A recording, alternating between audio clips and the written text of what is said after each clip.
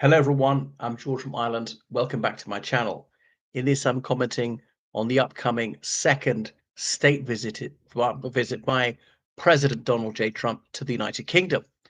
So Keir Starmer, the Prime Minister of the United Kingdom, visited Washington, D.C. A few days ago, and he had some good news to deliver to President Trump. Partly that the United Kingdom was boosting its defense spending, and the US president had been agitating for European NATO countries to do that for some time. The United Kingdom was one of the biggest spenders of per capita GDP before the Ukraine, one of the very few that met that 2% target. And the other piece of good news is Trump will be invited back to the United Kingdom for another state visit. And it's unprecedented, as Trump liked to point out himself. Now, he thinks this underscores his uniquely superior status, but it doesn't.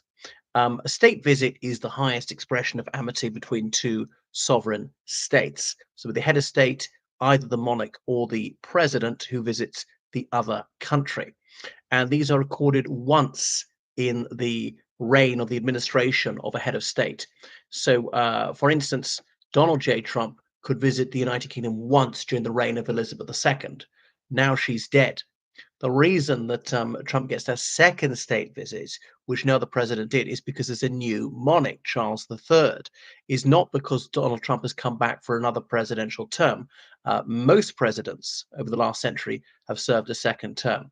Now, Trump's second term is unusual in that it's not immediately consecutive on his first term. There was that hiatus of 4 years. He lost re-election in 2020. Joe Robinette Biden won that one. And so he held the White House for 4 years. He's retired now, and Donald Trump's come back again. But the fact it's a non-consecutive second term makes no difference, is because Charles III has ascended to the throne. Well, that's why. So Trump might like to kid himself that it's because he's so magnificent the United Kingdom is bending over backwards to him. Now, he's a man of raging vanity and absolutely egomaniacal loon, so childish. So of course he thinks there's something about him. He's also an ignoramus. He is astonishingly, egregiously incurious. So he wouldn't know about these things, read about these things. He can't read really. He's functionally illiterate, which is nothing to be ashamed of. Might have people can have extraordinary gifts in other ways. I mean, he doesn't.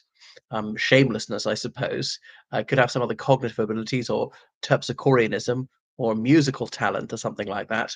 Um, with someone who can't absorb information, assess, formulate a rational argument is surely utterly unsuitable for political leadership, but not in the opinion of many Americans.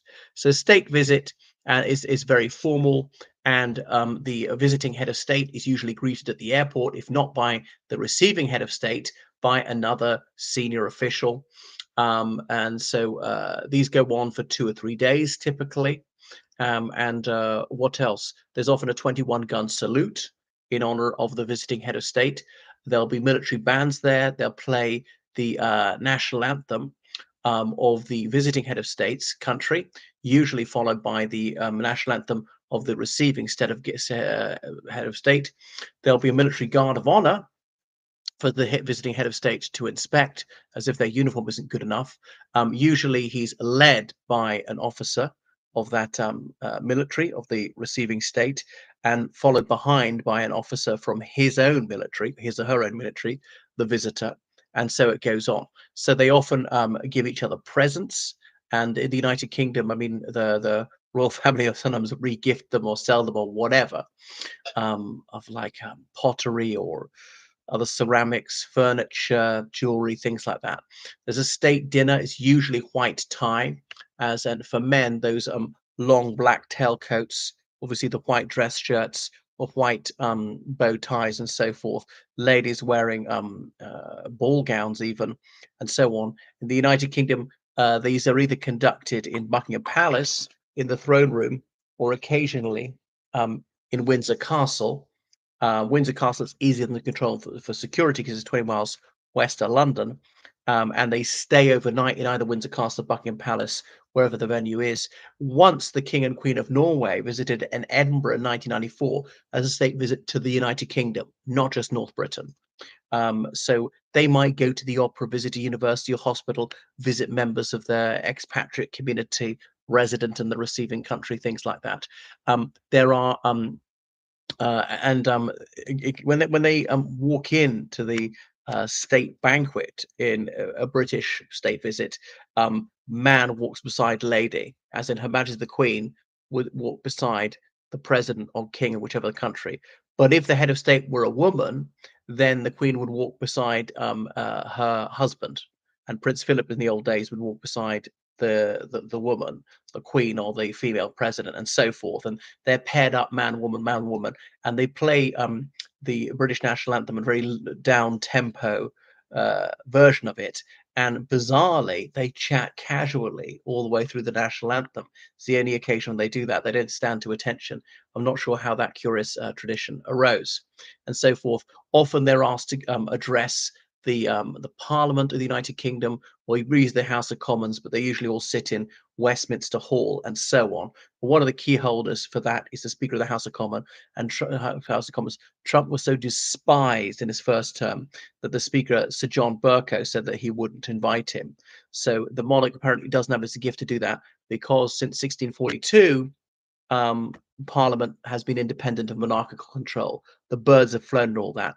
When Charles II burst in with those soldiers to arrest the 5 members, 5 pesky politicians who'll be giving him grief, and that precipitated the English Civil War. So the monarch would not railroad that through. He'd have to respect the autonomy of the Houses of Parliament and so on. So they might visit other landmarks, lay wreaths at cemeteries like the Tomb of the Unknown Soldier. In various countries that you do that. In Azerbaijan, they see that tallest flagpole in the world. Republic of Ireland, they go to the Gardens of Remembrance, lay a wreath there, so on. In Turkey, you go to the Ataturk Mausoleum. In Russia, you go to that Tomb of the Unknown Soldier, the Eternal Flame, in the Alexandrovsky Gardens, and so forth. Yeah, so there may be some cultural events like singing, dancing, whatever. And so there's all this diplomatic protocol, but behind that, there will be some serious business that goes on. What else should I say? So these things are rare. They're very special. A state visit is higher than an official visit. Official visit could be by the head of state, but it's less formal, and they only make an invitation for a state visit. They're certain that it will be accepted. To accept and then to reject it is regarded as a diplomatic incident. The official visits are less than that and could be at a prime ministerial level or a head of government level. Not all countries have prime ministers. So, for example, Charles III, he's visited Germany on a state visit, the presidency of Frank-Walter Steinmeier. Now, Charles III can never go again in the presidency of Steinmeier. When there's another president of the Federal Republic of Germany, Charles III could go again. If Steinmeier were to come in the reign of Charles III, great, but Steinmeier can never come again, right? If Charles III was suddenly to die, Prince William becomes King William V, then Steinmeier could come again. So there's only once between the two individuals. Anyway, thank you for watching my channel. Make sure you subscribe on Patreon, donate on PayPal, George Callahan, 79@gmail.com. Toodaloo.